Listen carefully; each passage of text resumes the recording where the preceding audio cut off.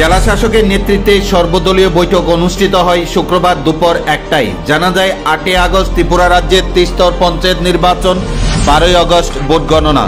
সেদিকে লক্ষ্য রেখে 18 জুলাই ছিল মনোনয়নপত্র জমা দেওয়ার শেষ তারিখ।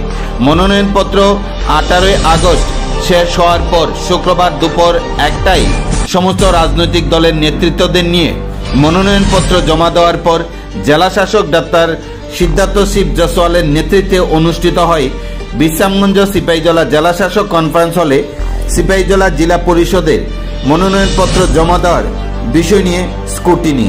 এই দিনে উপস্থিত ছিলেন সমস্ত রাজনৈতিক দলের নেতৃত্বরা।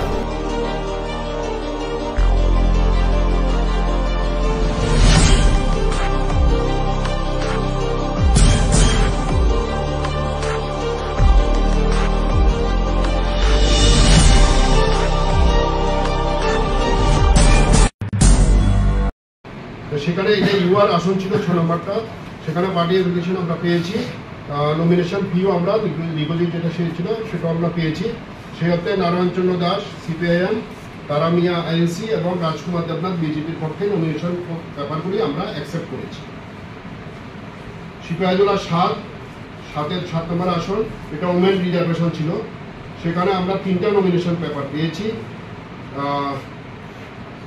মমতাজ বেগম উনি সিপিআইয়ের পক্ষে দিয়েছেন, সিপিআইয়ের পক্ষে। অনুরূপা আচার্য উনি আইএনসির পক্ষে দিয়েছেন। সীমা ভৌমিক উনি বিজেপির পক্ষে দিয়েছেন। তাহলে সেখানে ওমেন রিজার্ভেশন আসন, সেখানে পার্টির অ্যাপ্লিকেশন 3টি পার্টির ক্ষেত্রে আমরা পেয়েছি এবং নমিনেশন ফিও আমরা যথারীতি পেয়েছি। সে অর্থে মুমতাজ বেগম এবং অনুরূপা আচার্য এবং সীমা ভৌমিকের 3টি নমিনেশন পেপারই অ্যাকসেপ্ট করা হয়েছে।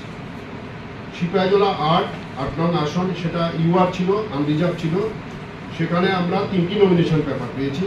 মোহাম্মদ সেলিম সিপিআইএম এর পক্ষে, পরেশ দেবনাথ আইএনসির পক্ষে, জওহরলাল ঘোষ বিজেপির পক্ষে। তো সেখানে আমাদের 8 নম্বর কনস্টিটিউন্সির ক্ষেত্রে আমরা পার্টি অ্যাপ্লিকেশন পেয়েছি, 3টা পার্টি থেকে পেয়েছি, নমিনেশন ফিও আমরা পেয়েছি। সে অর্থে মোহাম্মদ সেলিম, পরেশ দেবনাথ এবং জওহরলাল ঘোষের 3টি মনোনয়নপত্রই আমাদের গৃহীত হয়েছে, অ্যাকসেপ্ট করা হয়েছে, নমিনেশন অ্যাকসেপ্ট করা হয়েছে। সিপাহীজলা 9 নম্বর কনস্টিটিউন্সি 9 নম্বর আসন, এটা এসসি ওমেন ছিল, সেখানে আমরা 2টি নমিনেশন পেপার পেয়েছি।